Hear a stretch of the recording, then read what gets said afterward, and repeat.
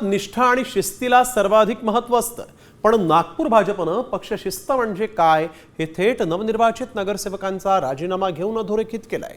102 नगरसेवकांचे राजीनामे नेमके का घेण्यात आले पाहूयात या रिपोर्टमध्ये। नागपुरात महापौर निवडीआधीच राजीनामा सत्र।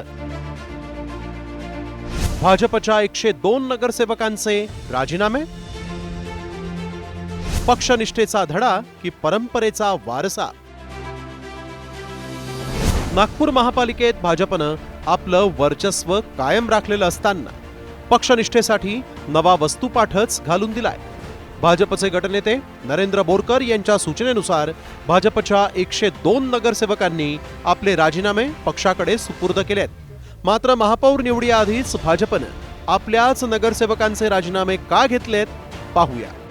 कोणताही नगरसेवक पक्षविरोधी भूमिका घेणार नाही यासाठी, तसंच नगरसेवकांचं वर्तन जनमानसात पक्षाची प्रतिमा मलिन करणारं नसावं यासाठी राजीनामे आधीच लिहून घेतले जातात। इतकंच काय तर शिस्तभंग झाल्यास कायदेशीर प्रक्रियेची वाट न पाहता तत्काळ राजीनाम्याचा निर्णय घेता यावा म्हणून पक्षानं राजीनाम्याचा निर्णय घेतलाय।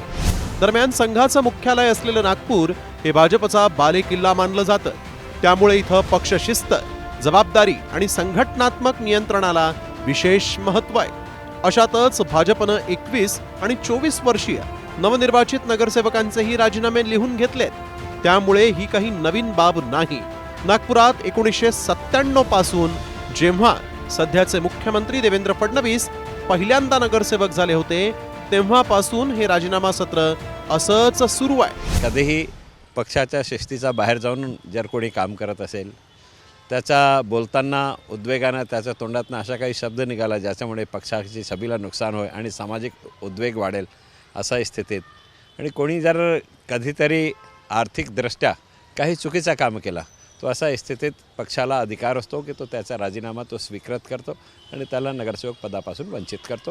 हे 97 पासून मी सलग नगरसेवक आहे आणि प्रत्येक वेळी आम्ही आमचा राजीनामा लिहून दिले। नागपूर भाजपचा हा राजीनामा पॅटर्न राज्यातील इतर राजकीय पक्षांसाठी एक धडा ठरू शकतो। सत्ता असो वा नसो, संघटनेवरची पकड ढिली होऊ नये हाच संदेश यातून दिला गेलेला आहे। आता या शिस्तीचा फायदा नागपूरच्या विकास कामांमध्ये किती होतो हे पाहणं औत्सुक्याचं ठरेल। पराग ढोबळे, साम टीव्ही न्यूज, नागपूर।